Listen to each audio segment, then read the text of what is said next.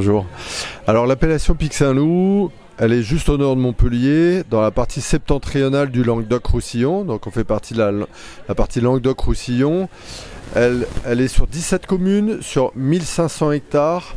On a 80 domaines en cave particulière et 3 caves coopératives. Alors les grands chiffres, on produit à peu près 50 000 hectos, 3 millions de bouteilles.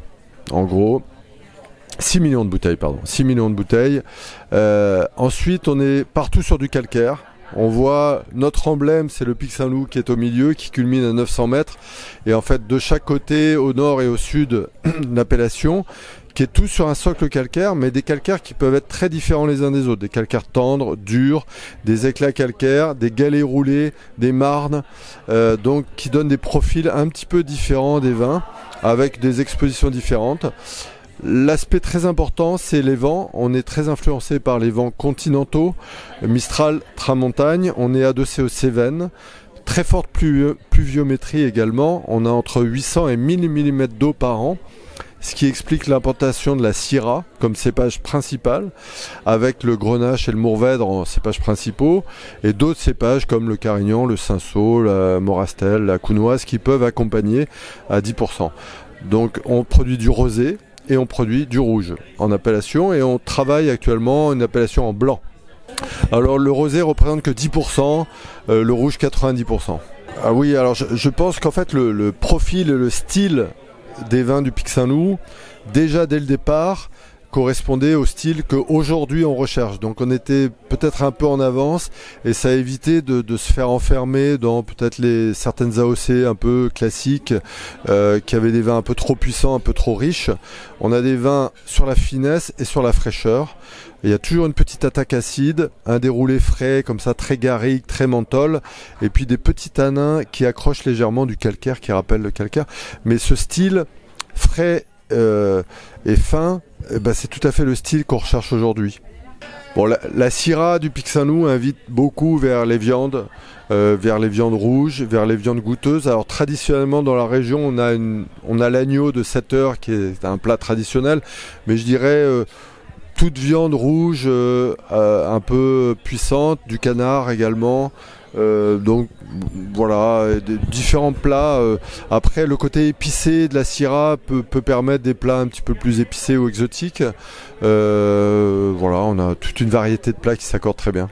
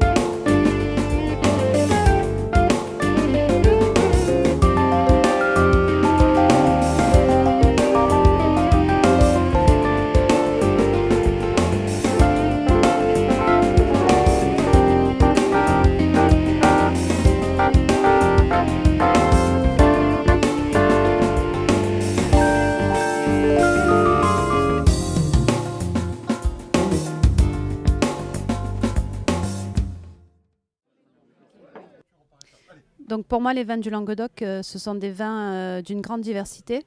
J'ai de plus un vrai attachement à cette région, puisque j'ai passé mon enfance du côté de Narbonne, et habitant aussi à Alès, c'est vraiment une région qui me tient particulièrement à cœur. Alors bien sûr, on trouve tout d'abord aujourd'hui au Pic Saint-Loup, on a pu découvrir les vins très garrigues. Donc là aussi, ces arômes de thym, de sarraillette, c'est assez expressif. On a aussi des vins chaleureux. Les vins blancs, finalement, sont très frais. C'est ce qu'on a vu ce midi grâce aux dégustations que nous avons pu faire. Voilà, donc des vins, encore une fois, d'une grande diversité avec une belle palette aromatique. Alors déjà parce que c'est un rosé et je voulais vraiment partir sur un vin autre que du vin rouge. Donc c'est Domaine Le Nouveau Monde en rosé. On est au-dessus de la Clappe, dans la continuité de la Clappe. Et c'est un vin, donc les vignes sont face à la mer. Pour moi c'est un vin avec un bel équilibre, une belle salinité. C'est un vin girly. Donc c'est aussi pour ça que je l'ai choisi.